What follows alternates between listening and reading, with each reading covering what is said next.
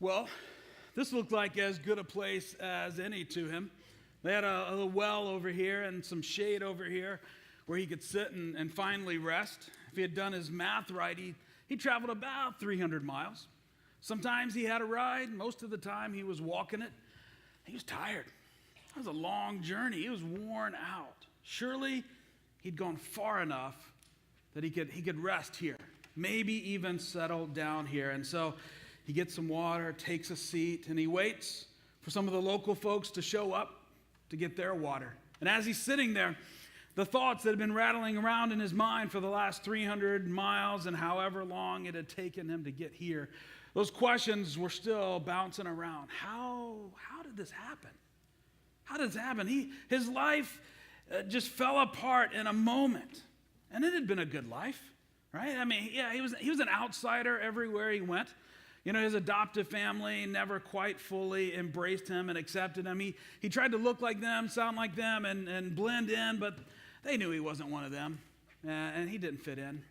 And then his own people, they didn't accept him either because he didn't share their status, their circumstance, so he wasn't one of them either.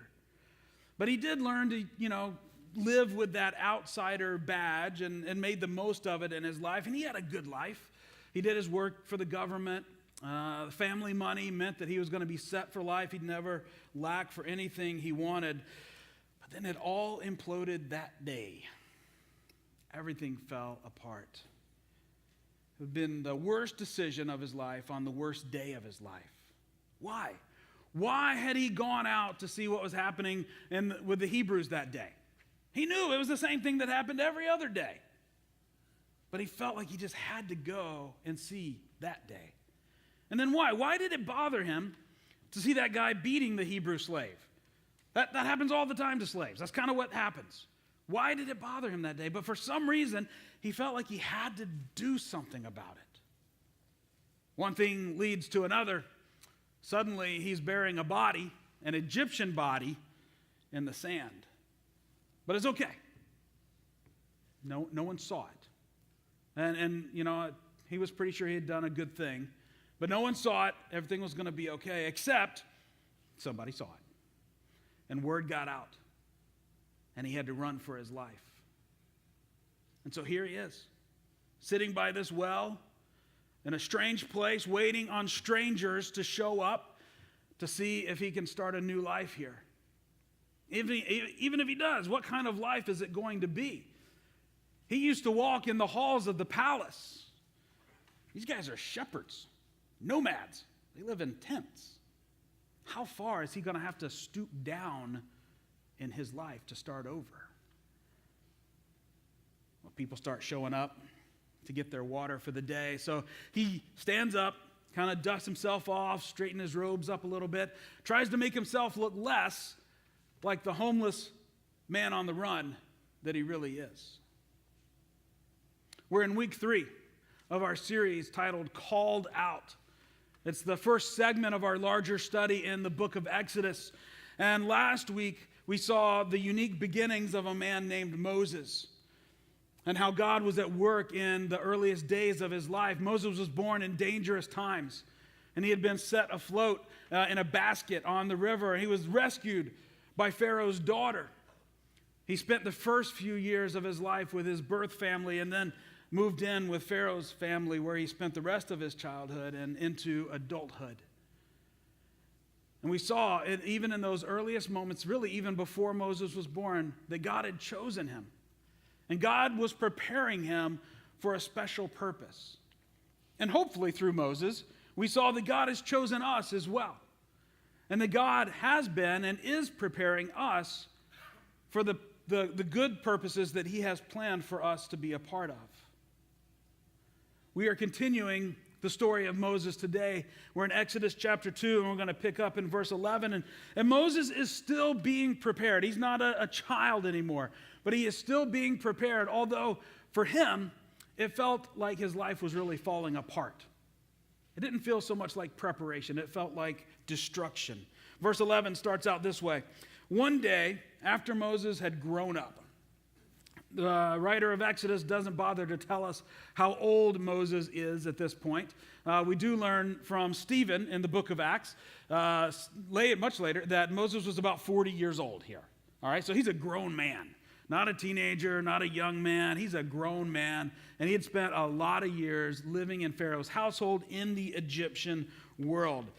And then one day comes along and turns everything upside down. I imagine that day felt pretty normal when Moses woke up. You know, it wasn't like, oh, this is going to be a weird day, but it just felt normal. He had no idea that the things that happened on this day would irrevocably alter the course of his life. Maybe you've had one of those days, like Moses.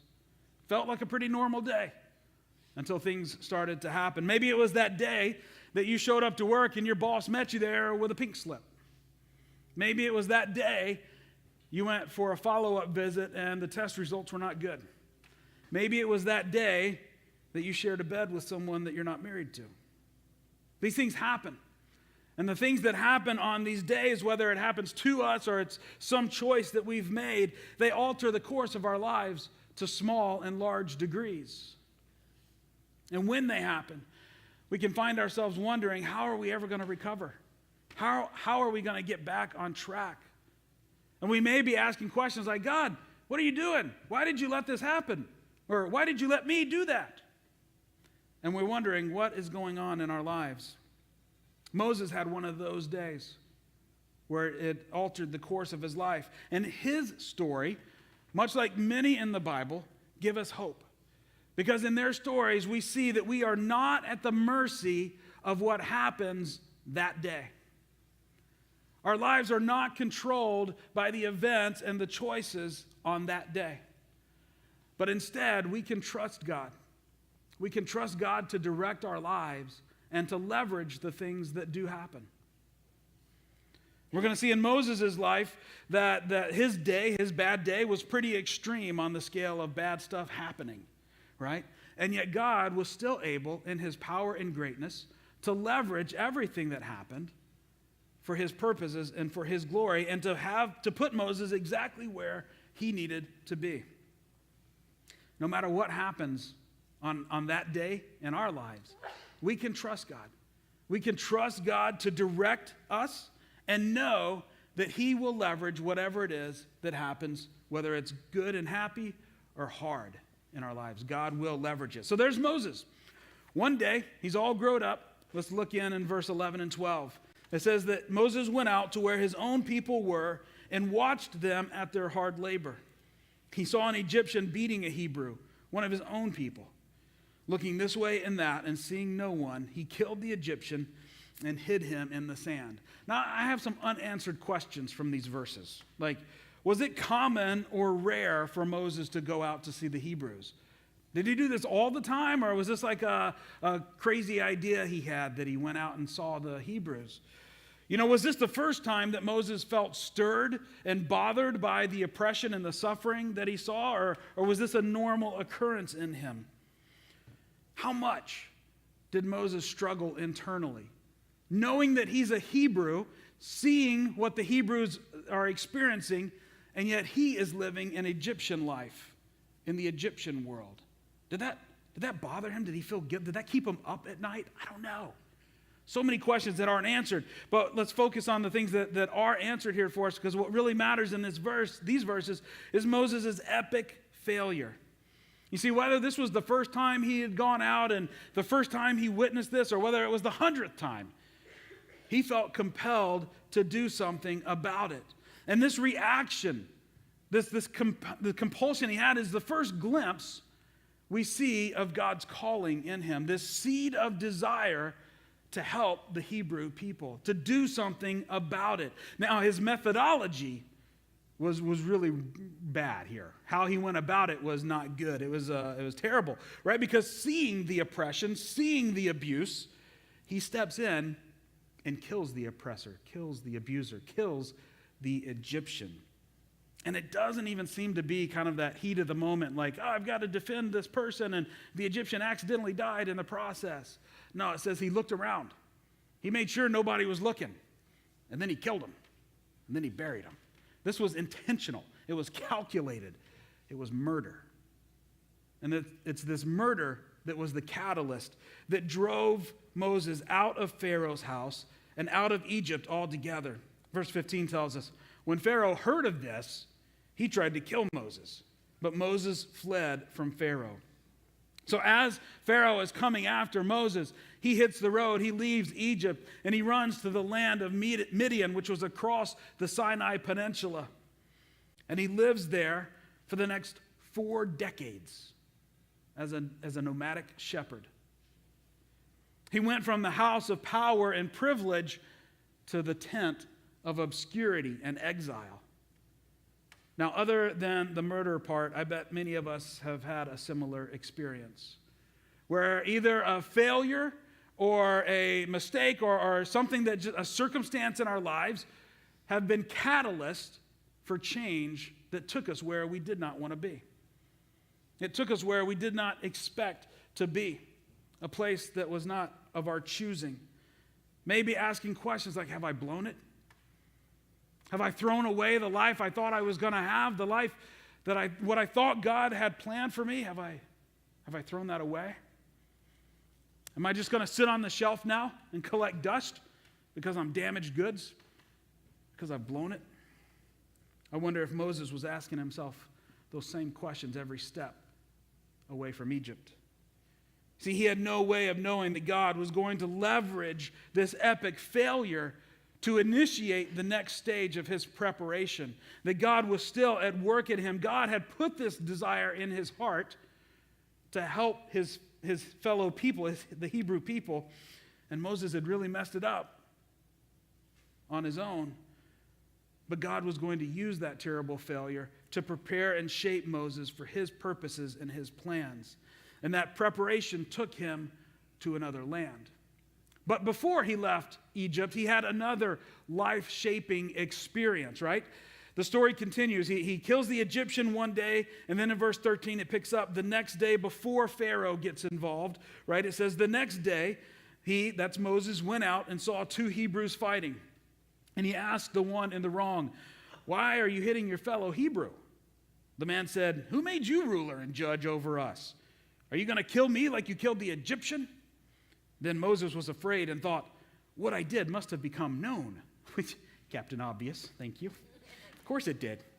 Now I wonder if Moses initially on this day, all right, he killed the Egyptian on Monday, it's Tuesday, he gets up. I think he's feeling pretty good about himself. I think Moses is feeling like, hey, I did a good thing. There's one less Egyptian beating up a Hebrew today. I hope no one finds out about it, because I killed a guy. But I think I did a good thing. He's feeling pretty good about himself. And he's out among the Hebrews again, and he's wondering, who can I help today? Who can benefit from my presence and my leadership here today? And he comes across these Hebrews fighting, and he thinks, great, this is my good deed for the day. I'm going to help these guys. And he steps in to save the day for them and to help them. And they reject him. He gets slapped in the face by their rejection. They say, who made you king over us? Who made you in charge? Unless you're going to kill us, right? And he's confronted with their rejection. And the answer to their question, like, who made you in charge of us? The answer is nobody. No one had made Moses leader of the Hebrews at this point. Now, if we jump ahead 40 years, Moses shows up on the scene again, and that is exactly who God makes him. God will make Moses into the ruler and judge and leader over the Hebrews. But at this point, Moses is way ahead of God, outside of God's plan and direction. And this is the second part of Moses' failure. He failed when he killed the Egyptian, and he failed when he stepped outside of God's plan, when he got ahead of God. God had given him a desire in his heart to do something and to make a difference and to help, and he goes off running outside of God's plan and direction, and he fails, and he falls on his face. But God's plan was not frustrated. God was not done with Moses despite all of this failure. In fact, he will use these failures, he will leverage them to shape Moses into the man he needs to be and to train him. You see, Moses had to learn first humility before he could become the person that he needed to be. He had to learn humility before he could become the leader and the liberator that God had him destined to become. He had to learn that he could not assume that role on his own, that he needed God to put him in that position. Only God could make him the leader of Israel. He had to learn that he could not decide on his own how to help the Hebrew people, that he needed God to show him how to do that. He had to learn this humility. One of the greatest ways that God will use and leverage our failures is to teach us humility. That we do not know what is best in our lives. And that when we make our own choices and our wrong choices, we learn that it is better to learn to live God's way. And we learn that humility. And we have to have the humility to understand that we cannot chart the path of our own life. We cannot choose which doors to go through and which direction our life should take. Only God knows the best path for us. And we have the humility. We learn the humility to follow God's direction, to walk through the doors that he opens, to follow the path that he makes clear. As we learn these lessons of humility, we, like Moses, can become the people God is shaping us into. And then we can accomplish the things that he has planned for us to do. But it starts with learning humility. So God leverages Moses' failure to teach him this important lesson of humility, but God does not cancel out, God does not remove the consequences of his failure, right? He killed a guy. God does not remove the consequences of that. Instead, God leverages those consequences to teach Moses and to prepare him and to further shape him. Remember, we saw last week that Moses grew up in Pharaoh's household, and that was going to be very useful and important in the coming confrontation with Pharaoh. But all of those years spent in Pharaoh's household would mean very little in the wilderness, in those years that Israel was in the wilderness following their liberation from slavery.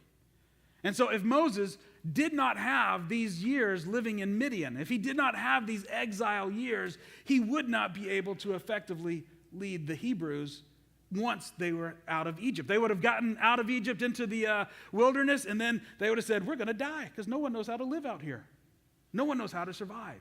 God was preparing Moses in those exile years in Midian. Those 4 decades he lived there would be the foundation of the 4 decades he led the Israelites in the wilderness. And so we want to see several different ways that God used those exile years. One way, he leveraged those exile years through the relationships that he gave to Moses. In verses 16 through 21, we read how Moses, he was sitting at the well, right? And the people started to show up. Some of those people were ladies, and they were watering their father's sheep. And some other shepherds came up, and they were trying to, kind of strong-arm the ladies out of the way. And Moses stepped in and saved the day for the ladies. He was a stand-up guy. So they take Moses home. Say, Dad, this is the guy that helped us out. He saved the sheep and everything. And Moses ends up staying with this family, marrying one of the man's daughters and having a family, and he stayed with them, for the next 40 years. Moses, he may have just been thinking, I got nowhere else to go. These people seem nice. She's pretty. Maybe I'll just stay here and try to start a new life with these people. He had no idea that God was directing his steps all along the way, and that God was going to leverage his relationships with this family down the road. Years later, when Moses is trying to effectively lead the now free nation of Israel through the wilderness, right? Millions of people, he's trying to lead them, and it's breaking his back because the need is so great and there's so many people coming to him for help. His father-in-law comes alongside him with some really great advice. He says, Moses, you need help. You need to get some people to help you do this. And here's how you can do this. And his advice to Moses is still used in church leadership trainings and circles today. Right? Moses had no idea how important his father-in-law and these relationships would be to his leadership down the road. But God knew, because God was directing his steps. God was leveraging the things that were going on in his life for his good and for God's purposes. But God also leveraged these exile years not only for relationships, but for new skills and abilities in Moses' life. He gave him new skills and abilities. You see, Moses fled into the wilderness, but Moses was not a wilderness guy. Like, he was not the survivalist kind of guy. He was a palace guy, a city guy. And that's what he was used to. He did not know how to survive in the wilderness. But as he lived these decades with this family in Midian, he learned all the different ins and outs of living in the wilderness. Skills that he did not learn in Egypt, he learned with this family. Things like recognizing weather patterns, when a storm was going to hit. Things like where to find water in the wilderness. How to ration that water so that it lasts long enough. Where to find food in the wilderness. He had no idea at the time that he was learning things that an entire nation would need in order to survive. But God was shaping him in the midst of those circumstances and giving him the skills and abilities that he would need to lead Israel through the wilderness. But God also leveraged these years, these exile years, to give Moses something he needed on the inside, right? He gave Moses empathy for the Hebrew people, compassion for the Israelites. You see, all during his years in Egypt, he would have seen the Hebrew people suffering, right? He knew what was going on. He might have even felt really bad about it, but he could never fully relate to it because he did not live that life. He led an Egyptian life. He had a front row seat to their oppression, but he had never been oppressed. Now, here he is in Midian, and he has no home. He has no family other than the people that took him in. And he's feeling this sense of lostness, this sense of abandon. And he's beginning to understand just a little bit of what the Hebrews have been feeling for generations. And it affects him deeply.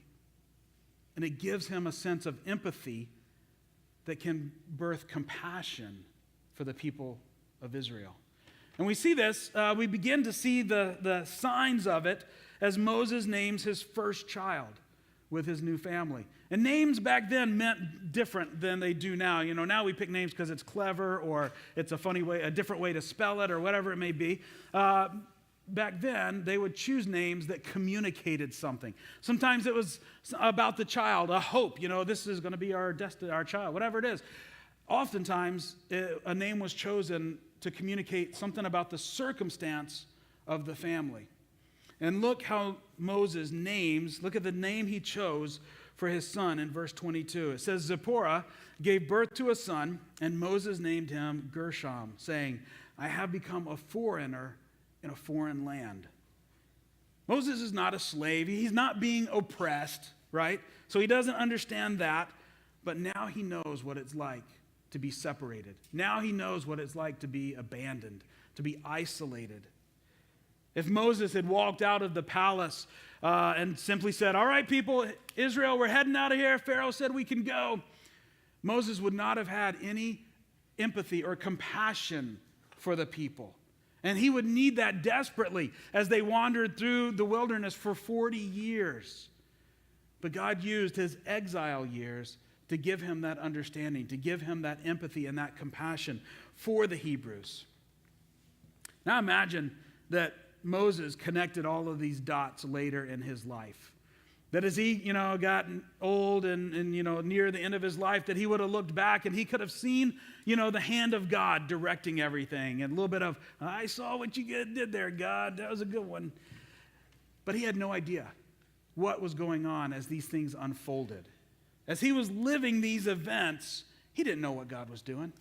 He could not connect the dots. And much like us, he was stuck in that place where we can see the past and it may be clear, maybe not. We have no idea what's happening in the future, and it's hard for us to connect the dots. It's hard for us sometimes to see what God is doing as things and events unfold in our lives. And it's so encouraging that we can find peace and hope as we see the lives of people like Moses in the Bible. And we can see the whole scope of his life, from birth to death. And we can connect the dots. And we can see the hand of God at work as different events unfold in their lives. And we can then look at our lives when things are foggy and we can say, I can trust God. I can trust that God is directing my life. I can trust that God is going to leverage whatever is going on, whether it's great and happy or sad and terrible. I can trust that God will leverage this because I've seen him do it over and over again in people's lives. And so in this sense, we're really no different than Moses. Our lives, though, our time period and the things we experience and our circumstances are different, in some sense, we're just like him. God will direct our lives. We can trust him to direct the course of our lives, and he will leverage our failures and the hard things that we experience to teach us and to train us, to give us that sense of humility that we can submit to him. And he will leverage the consequences, whether it's of our choosing or things that happen to us. He will leverage the consequences in our lives to shape us and prepare us to serve his glory and his purposes if we are receptive. And God is at work in each of our lives right now in every circumstance. For Moses, he brought along strategic relationships. Think about your life. What are the relationships that God has brought to you, the people that he's brought into your life that are godly, that have wisdom, that maybe have a similar experience? Are you pursuing that relationship? Are you building and investing into that relationship? Are you benefiting from that person's input into your life? Or are you just letting that relationship slip by? God brings people in to help us and to speak into our lives. He also gave Moses skills and abilities that he would need down the road, right? You may be in a place that you don't want to be. You may be in a circumstance that is not of your choosing. Are you going to capitalize on that, or are you going to waste it? Very early in my career as a pastor, I would work side jobs in construction. I grew up, my parents were in construction, my dad was at least, and so I kind of grew up in that, and very early and, newly married, our income and our expenses didn't always line up, right? So I did a side job in construction. Some days I would go to work on my day off from my regular job, and I would, be like, I don't want to be here. This is stupid. I wish I was home resting or whatever it was. And I would waste those days.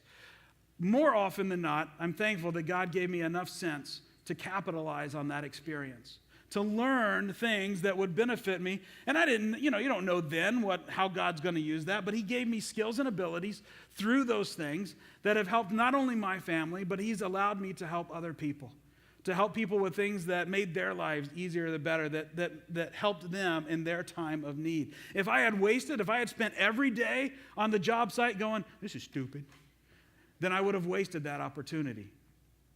Are we going to capitalize on the places we find ourselves, or are we going to waste them and let that value slip by? God also gave Moses empathy and compassion. He shaped him on the inside. Get this. Everything you experience, good or bad, everything you experience, someone else will experience as well. You will not be the only one to ever go through something in your life. Others will experience similar situations. And if we let our experiences grow bitterness in us, then we will be of no value to others in similar situations. But if we allow those experiences through God's grace to grow empathy and compassion in us, then you could be the one to change someone's life going through a similar experience. You could be the one to say just the right thing, to do just the right thing, to make all the difference in their experience. We can trust God. We can trust him to direct our lives. We can trust him to leverage the things that happen, everything that happens, good and bad, happy and painful. And so as we're trusting God, look for what he's doing in your life, in your circumstance. Look for ways that you can grow. Intentionality is a discipline that serves us very well in our faith and in our spiritual journey. It helps us identify ways that God is working in us. It shows us where we can lean in to what God is doing so that we receive the most impact from his activity in our lives. Being intentional makes us more receptive, and it positions us to receive from God. In your bulletins today is one of our at-home resources. The at-home resources, whether they're on the wall or on the website, they're all designed and provided to help us grow our faith outside of the church setting, outside of our small group setting. When we are at home or when we are at work or in the neighborhood, whatever it may be, we want to grow our faith in those places just as much as we do when we're together here at church. This one in your bulletin, we put it in your bulletin today because it's all about intentionality. And it's designed, as you pray through it, answer the questions, work through it, to take a snapshot of where you are spiritually today. What is going on in my spiritual life today so that I can see where God wants to work. So I can take that snapshot and I can see, wow, this is not going well over here. There's some deficiency over here. I'm struggling with this over here. I bet that is where God wants to be active. And then I know where I can lean in. What do I need to pray more about? How do I need to focus my reading in the Bible so that I get the most out of it for that? And I can grow from that to be intentional. We call it the 120 days of intentionality because life changes, right? And 120 days, what I'm thinking about and praying about today is not going to be the same. And so we want to revisit this periodically, roughly every 120 days, right? To learn and to grow and to lean into what God is doing in our lives. And as we do this, it will grow our trust in him to see how he is directing our lives and leveraging the things that are happening to us. God is at work. Let's lean into him. Let's pray. Father, we bless your name because you are at work in our lives every day, in every circumstance. You are directing us. You are leveraging the things that happen for our good, for our growth, to stretch us and to prepare us for the good things that you have planned for us to do. God, you've planned good things for us to do in this world, and you're preparing us through all of our circumstances. God, help us to be humble, willing participants of all that you're doing in our lives so that we benefit, so that we grow, and so that others can be impacted. God, thank you for your grace. Amen.